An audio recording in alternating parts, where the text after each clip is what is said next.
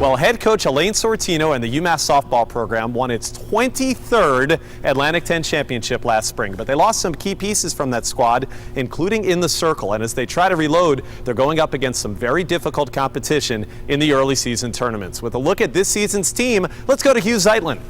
Having reached the NCAA tournament 17 of the last 18 years, the UMass softball team is once again tabbed as the preseason favorite in the Atlantic 10 for 2013. But as the Minutewomen aim for their 24th A10 title, they'll do so without three-time All-American hurler Sarah Plord. Plord, who graduated last year, not only led the nation in strikeouts each of the past 3 seasons, but paced the UMass offense with 11 home runs in 2012. This year more than ever, we're going to have to play a little bit more defense. You know, my years with Brandis and SP, they were a little bit more strikeout pitchers, and this year, not so much, and that's okay. So it's got to get more consistent on defense and making the plays. Our pitching situation is going to be a work in progress.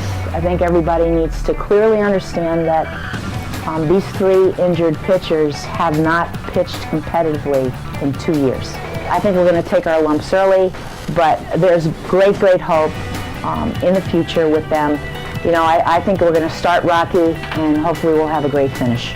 The pitching may be a question mark, but there's little doubt that the Minutewomen offense, which batted 15 points higher than any other A10 squad in 2012, will once again be a balanced, formidable unit. I think you're going to see like a Taylor Carbone and a Tiffany Meeks.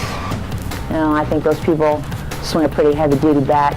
You can't rule out a Lindsay Webster. We had a lot of people that have been waiting in the wings to get into that lineup, so you know, I feel confident, you know, offensively that we'll be able to put things together. All-American center fielder Sindel Matthews set a school record for steals last season and will set the table again this year, while freshman Taylor Carbone, a 2-time New Hampshire High School Player of the Year, will assume the starting second base job after the graduation of all-conference infielder Kylie McGill. Carbone will team with reigning A10 Rookie of the Year shortstop Brianna Diaz-Patterson to form one of the best young infield duos in the conference.